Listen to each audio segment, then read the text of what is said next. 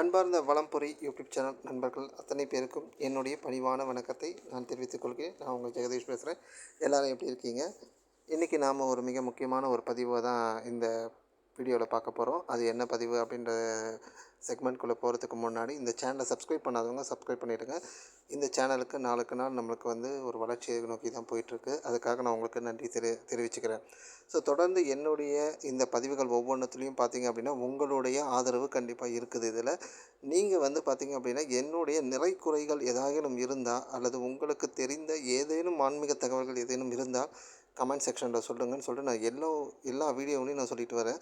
So முடிஞ்ச அளவுக்கு உங்களுக்கு தெரிந்த விஷயங்களை என்னோட நீங்கள் பகிர்ந்துக்கிறது எனக்கு ரொம்ப விருப்பமாக இருக்குது. தெரியாத விஷயங்களை கற்றுக்கணும் அப்படின்றத என்னுடைய விருப்பம். ஸோ ஆன்மீக தகவல்கள் எதாக இருந்தாலும் இதில் நீங்கள் கமெண்ட் செக்ஷனில் சொல்லுங்கள். வாங்க இப்போ நம்ம பதிவுக்குள்ளே போகலாம். இன்றைக்கி நாம் பார்க்க போகிற பதிவு என்னன்னு பார்த்திங்க அப்படின்னா ஒரு மிக முக்கியமான ஒரு பதிவு. இது என்னுடைய நண்பருடைய வாழ்க்கையில் நடந்த ஒரு விஷயத்தை தான் நான் பகிர்ந்துக்கலான்னு இருக்கிறேன். என்ன விஷயம் அப்படின்னு பார்த்திங்க அப்படின்னா இன்றைக்கி பௌர்ணமி ஸ்டார்ட் ஆகிருக்குது. வெள்ளிக்கிழமை பௌர்ணமி ஸ்டார்ட் ஆகிருக்குது. ஸோ பௌர்ணமி அப்படின்னாலே நமக்கு நினைவுக்கு வர்றது திருவண்ணாமலை கிரிவலம் தான் நமக்கு நினைவுக்கு வரும்.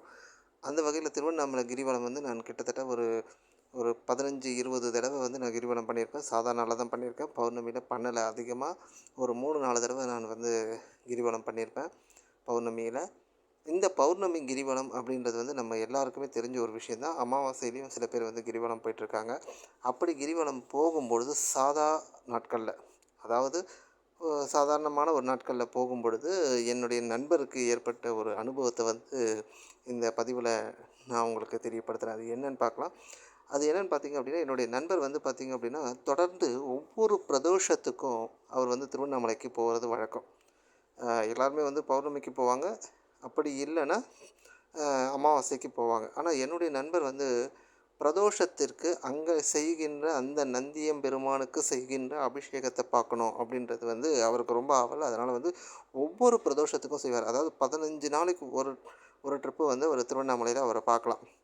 அதுவும் இந்த பிரதோஷ தினத்தில் பிரதோஷ நேரத்தில் அங்கே இருப்பார். பர்டிகுலராக அன்றைய தினம் அவர் பணிக்கெலாம் போக மாட்டார். அவர் செய்கிறது ஒரு சாதாரண ஒரு கார்பெண்டர் வேலை தான். அப்படி ஒர்க் இருந்தால் கூட அடுத்தவங்களுக்கு அதை மாற்றி விட்டுட்டு இவர் போகிறது வழக்கமாக வச்சுருந்துருக்காரு. அப்படி போகும்பொழுது அவர் பிரதோஷத்து வேளையில் சிவபெருமான தரிசனம் செய்யணும் அப்படின்ற ஒரு எண்ணத்தில் போயிருக்காரு. அப்போ இவ்வளவு க்ரௌடு கிடையாது. நான் சொல்கிறது ஒரு 15 வருஷத்துக்கு முன்னாடி 15 வருஷத்துக்கு முன்னாடி நடந்த ஒரு கதை இன்றைக்கி என்னுடைய நண்பர் என்கிட்ட பகிர்ந்துட்டார். அதை தான் உங்களுக்கு நான் தெரியப்படுத்துகிறேன். அவர் பார்த்திங்க அப்படின்னா அந்த பிரதோஷ அப்போ போயிட்டு இருந்திருக்காரு. அவரோட ஒரு நண்பரும் வந்துட்டுருக்காரு. 2 பேருமே தொடர்ந்து அந்த பிரதோஷ தினத்தில் சிவபெருமானையும் நந்தியம் பெருமானையும் வணங்கிட்டு இவங்க கிரிவலம் சுற்றுறது வழக்கமாக வச்சுருக்காங்க.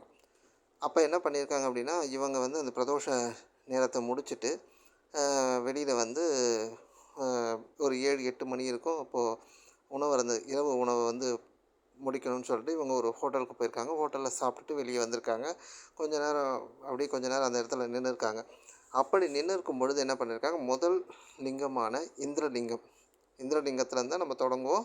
அதாவது லிங்கம் நம்ம தொடங்குறது ரெட்டை பிள்ளையார் கோயிலேருந்து தொடங்கி ராஜகோபுரம் வழியாக வெளியே இந்திரலிங்கத்தை அடைவோம். இந்திரலிங்கம் தான் முதல் லிங்கன்றது எல்லாருக்குமே நல்லா தெரியும், கிரிவலம் போனவங்களுக்கு.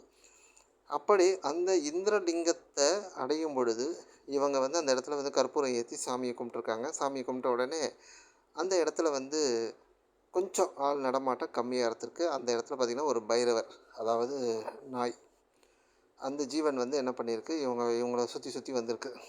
என்னுடைய நண்பரும் அவர் கூட அந்த நண்பரும் அந்த ஜீவனுக்கு என்ன பண்ணியிருக்காங்க அப்படின்னா ஒரு பிஸ்கட் பேக்கெட்டை வாங்கி போட்டிருக்காங்க. பிஸ்கட் பேக்கெட் வாங்கி போட்ட உடனே அந்த ஜீவன் என்ன பண்ணியிருக்கு, நல்லா சாப்பிட்டுடுச்சு. பசியில் இருந்திருக்க பொழுது நல்லா சாப்பிட்டுடுச்சு. சாப்பிட்டுட்ட உடனே மறுபடியும் இவங்கள அந்த ஜீவன் தொடர்ந்து இவங்கள ஃபாலோ பண்ணிக்கிட்டே வருது. அதாவது இவங்க கூடவே வருது. இவங்க எங்கெங்கெல்லாம் போகிறாங்களோ அங்கே நிற்கிது. எங்கெங்கெல்லாம் எந்தெந்த கோவிலுக்குள்ளெல்லாம் இவங்க போகிறாங்களோ அந்த கோவில் வாசலில் நிற்கிது. இது அவர் என்ன பண்ணியிருக்காரு, அப்போ ஒரு டீ கடையோ ஒரு ஹோட்டலோ தாண்டி போகும்பொழுது அந்த இடத்துலையும் நின்றுருக்காங்க. அந்த இடத்துல நிற்கும்பொழுது ஒரு பிஸ்கட் பேக்கெட் வாங்கி போட்டிருக்காங்க. அந்த பைரவர் சாப்பிட்டு முடிச்சிடுச்சு. இவங்க கூடவே வந்திருக்கு. அப்போது நல்லா நினைவில் வச்சுக்கோங்க, 10-15 வருஷத்துக்கு முன்னாடி இந்த யூடியூப்பு இந்த மாதிரி சமூக வலைதளங்கள்லாம் எதுவும் இல்லை. அதனால் ரொம்ப இந்த அன்டைம், அதாவது இந்த நான் சொன்ன இந்த சாதாரண நாட்களில் வந்து கிரிவலம் போகிறது வந்து ரொம்ப கம்மியாக இருக்கும். அந்த நேரத்தில் பார்த்திங்க அப்படின்னா கொஞ்சம் க்ரௌட் கம்மியாக இருந்திருக்கு. க்ரௌடு கம்மியாக இருக்கும்பொழுது இவங்களுக்கு வந்து இவங்க போயிட்டுருக்காங்க ஆல்ரெடி. அந்த இடத்துல போகும்பொழுது இவங்க கூடவே வந்து அந்த பைரவர் வந்திருக்காங்க. இவங்க நான் ஸ்டாப்பாக எந்த இடத்துலையுமே இவங்க உட்காரல. எந்த இடத்துலையும் வந்து இவங்க இளைப்பாறல.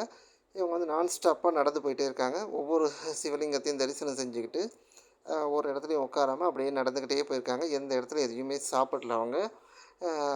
சொன்ன அந்த முதல் லிங்கத்தாண்ட மட்டும் டீ சாப்பிட்ருக்காங்க. அதுக்கப்புறமா வேறு எந்த இடத்துலையும் அவங்க இளைப்பாறல.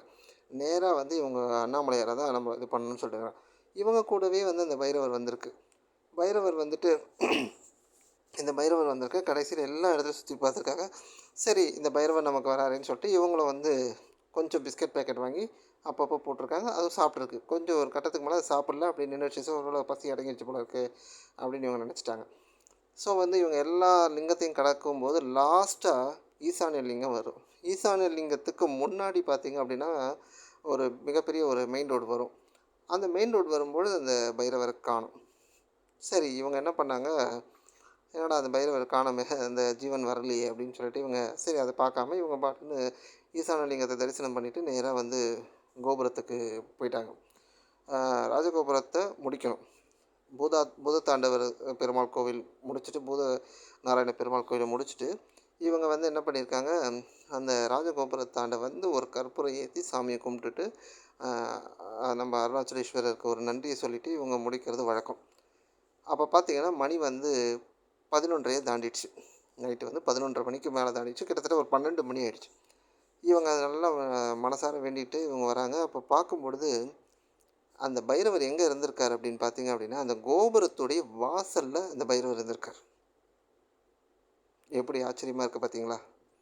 பார்த்தீங்கன்னா நமக்கே வந்து மெய்சில் இருக்குதுல்ல.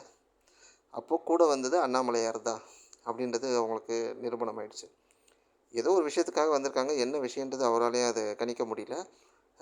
அவர் என்ன பண்ணியிருக்கார் அப்படின்னா, அந்த இப்போ தன்னுடைய நண்பர்கிட்ட சொல்லியிருக்கார், பாரு அந்த பைரவர் அங்கே இருக்கார் அப்படின்னோடனே சரின்னு சொல்லிட்டு 2 பேருமே ஒரு சேர வணங்கிட்டு மனதார வேண்டிகிட்டு இருக்காங்க. ஒரு 5 நிமிஷம் வந்து அங்கே தியானம் பண்ணியிருக்காங்க. அதாவது அந்த இடத்துல நின்றுக்கிட்டே வந்து அவங்க தியானம் பண்ணியிருக்காங்க.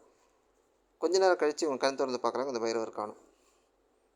எங்கே போச்சுன்னு தெரியல. அவங்களுக்கு பாருங்கள், அந்த ஈசான லிங்கத்துக்கு முன்னாடி வரைக்கும் அந்த பைரவர் வந்தது. அதுக்கப்புறமா வரல. மறுபடியும் ராஜகோபுரத்தாண்ட வந்து இவங்களுக்கு ஒரு தரிசனத்தை கொடுத்துருக்கு. அதுக்கப்புறம் மறைஞ்சு போயிருக்கு. அந்த பைரவர் வந்து எங்கேன்னு தெரியல. மறுபடியும் தேடி பார்த்துருக்காங்க, கிடைக்கல. அதுக்கப்புறமா இவங்க என்ன பண்ணிட்டாங்க, சரின்னு சொல்லிட்டு நைட்டு ஒரு வண்டியை பிடிச்சி இவங்க சென்னைக்கு வந்துட்டாங்க. இதை வந்து ஒருத்தர்கிட்ட சொல்லியிருக்காங்க. அவர் பார்த்துட்டு அவர் வந்து இவருடைய குரு, அதாவது என்னுடைய நண்பருடைய குரு அவர்கிட்ட சொல்லியிருக்காங்க, வந்தது வந்து சாட்சாத் அந்த ஈஸ்வரன் தான் வந்திருக்காரு. அதாவது அருணாச்சலேஸ்வரர் தான் உங்களுக்கு வந்து வந்திருக்காரு. ஸோ வந்து நீங்கள் ரொம்ப கொடுத்து வச்சுருக்கீங்க. 2 பேருமே ஏதோ ஒரு விஷயத்துக்காக கொடுத்து வச்சுருக்கீங்க அப்படின்னு சொல்லி அவர் வந்து அவங்கள ஆசீர்வாதம் பண்ணியிருக்காங்க. ஸோ வந்து அவர் ரொம்பவே வந்து என்னுடைய நண்பர் அப்படின்னு சொல்கிறத விட என்னுடைய உறவினர் கூட சொல்லலாம். அவர் வயசில் கொஞ்சம் மூத்தவர் தான். அதனால் வந்து அவர் வந்து ரொம்ப நம்பிக்கையோடு அருணாச்சலேஸ்வரரை வணங்கினார். நல்லபடியாக அவருடைய வாழ்க்கை இன்றைக்கி வந்து சீரும் சிறப்புமாக இருக்குது. ஸோ அவருடைய பசங்க எல்லாருமே வந்து இன்றைக்கி ஒரு நல்ல நிலைமையில் இருக்காங்க. இது வந்து அருணாச்சலேஸ்வரருடைய அருள் அப்படின்னு தான் சொல்லணும். ஸோ நம்ம எந்த அளவுக்கு நம்ம இறை நம்பிக்கை வைக்கிறோமோ அதுக்கு கண்டிப்பாக இறைவன் செவி சாய்ப்பார் அப்படின்றதுக்கு ஒரு மிகப்பெரிய உதாரணம் இந்த கதை. ஸோ அண்ணாமலையாரை வணங்குங்க. எல்லோரும் நல்லபடியாக இருப்போம்.